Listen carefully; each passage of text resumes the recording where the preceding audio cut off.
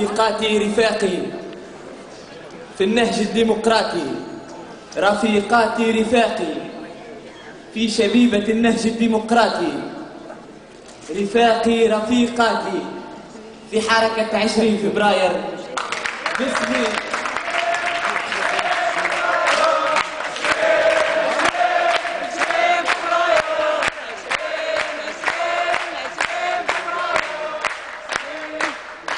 باسمي وباسم رفاقي في اتحاد الشباب الشيوعي التونسي الفصيل الشبابي لحزب العمال، باسمي وباسم رفاقي المكونات السياسية للجبهة الشعبية بتونس، نحييكم ونشد على أيديكم ونتمنى لكم مؤتمرا موفقا، مؤتمرا ناجحا، المؤتمر الثالث لشبيبة النهج الديمقراطي.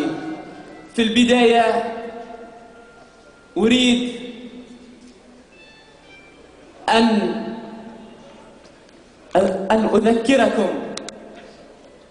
بالرفيق، وها هي الصور تذكرنا الرفيق الشهيد البطل، الرفيق شكري بالعيد الذي فقدناه قبل الأوان، فقدناه وقد كان خسارة كبيرة لنا، خسارة للحركة الثورية الشيوعية الأممية في تونس وفي الوطن العربي وللحركة الإنسانية. عرفناه رفيقا صلبا في المبادئ، مرنا في الممارسة، رفيقا جامعا ما بين الفكر والعمل، رفيقا رسم في مسيرته منذ البدايات، منذ الحركة التلمذية والحركة الطلابية، منذ نعومة أظافره، كان وطنيا ديمقراطيا بامتياز، كان شيوعيا، كان مدافعا عن الفقراء، ولذلك قتلوه، أرادوا إسكات صوت الحق، قتلوا شكري بالعيد. لكن وفي تونس وفي الوطن العربي وفي شمال إفريقيا ولد ملايين شكري بالعيد. ففي تونس خسرنا المناضل البطل، لكننا ربحنا جماهيرا شعبية غفيرة توحدت حول القوى الثورية وانتصرت لها، وانتصرت لاستكمال مهام الثورة. ويا بالعيد ارتاح ارتاح، سنواصل الكفاح، سنواصل الكفاح،